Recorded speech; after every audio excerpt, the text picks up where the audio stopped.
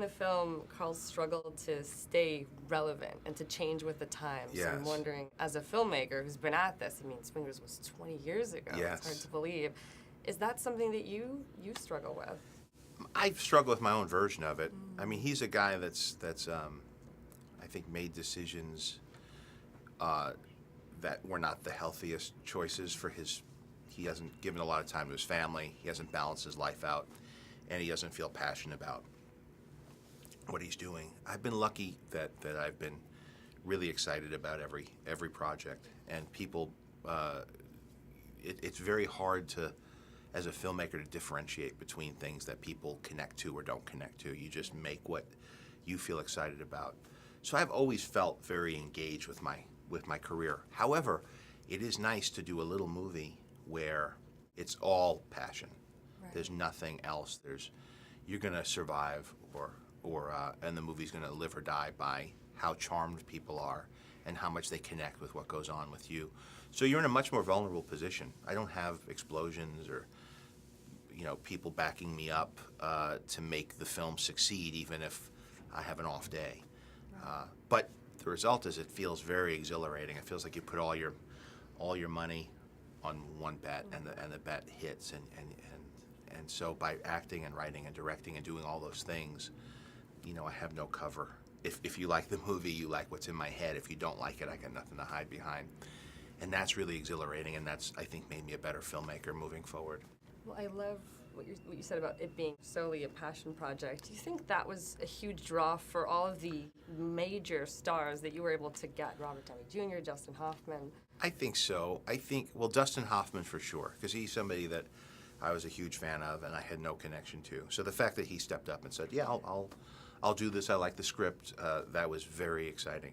People like Scarlett and Robert, those are people that I've worked with before, and I didn't ask a lot, but it's a big deal for them to be in it, and I accommodated them however I could. But they're very creative, passionate people too. They don't just phone something in. So for both of them, it was a lot of rehearsal and script meetings beforehand, even for the roles that they played.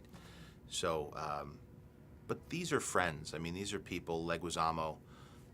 Those are Oliver Platt. These are people that I knew beforehand. There are a few people like Sophia and Dustin who I didn't know that well before.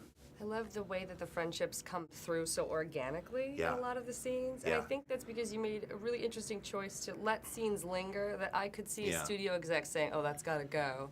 Yeah, I think the whole movie was an exercise in what do I really want to do? What's the best version of this film?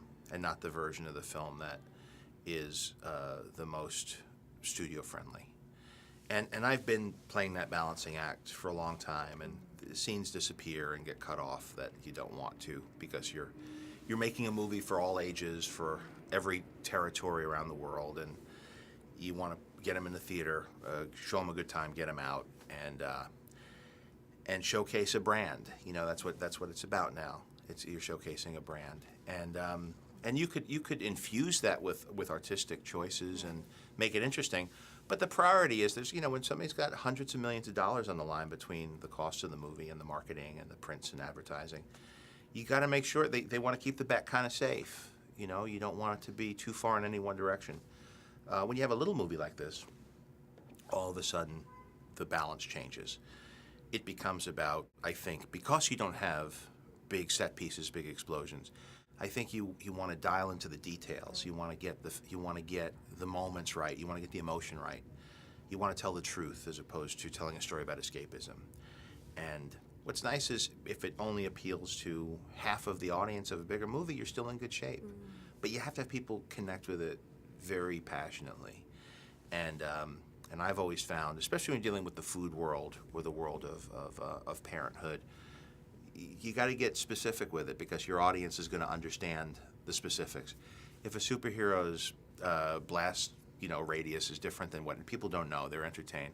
But if you get fatherhood wrong, or being a husband, and if you want to appeal to the chef community, if you get those details wrong, you're dismissed. People just move on, and that's just, you can't have that happen on a movie of this size. So not the same menu every time for you. No, I don't think so. Changing it up.